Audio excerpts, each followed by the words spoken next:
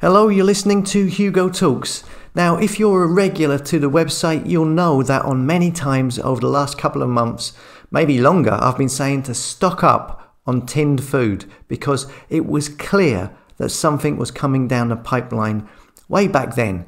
Only now are we starting to see this materialize.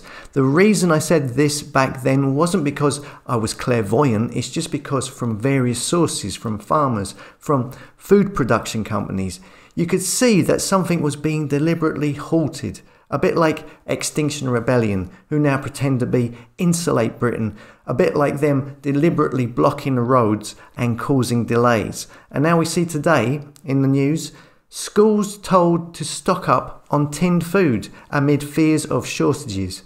Leading caterer writes to hundreds of schools alerting them to problems with sourcing, packing and distribution. It says here schools have been urged to stock up on food ahead of anticipated shortages, with the government accused of failing some which had already faced disruption to supplies. One of the largest canteen suppliers in the UK has written to school catering staff advising them they should stock up on frozen and tinned food to ensure that children are properly fed over the winter. So anyhow, if you recall, I was saying get a little extra every week. Every time you go to the supermarket, get some tinned veggies, tins of baked beans, tins of sardines, mackerel, pasta, rice, anything that lasts a long time, has got a long sell-by date.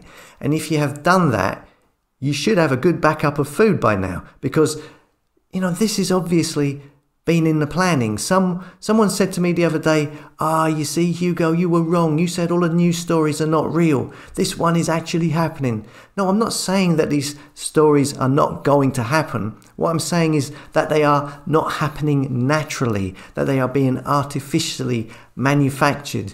In the Great Depression, farmers destroyed their crops, slaughtered their animals so as to inflate prices.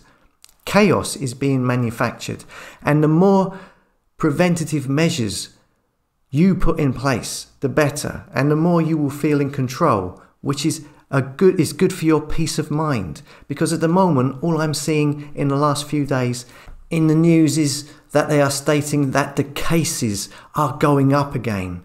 There are news stories about the flu, and they're warning about that.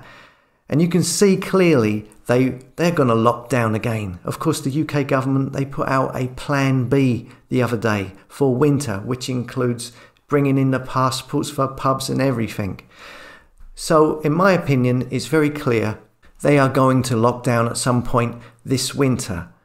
So the last place you really want to find yourself this winter is standing in a queue outside a supermarket, which has probably got food rationing brought in, whilst there's a lockdown going on. And I can only imagine what kind of propaganda they will be pumping out through the mainstream media, probably blaming it on the school kids and the unjabbed.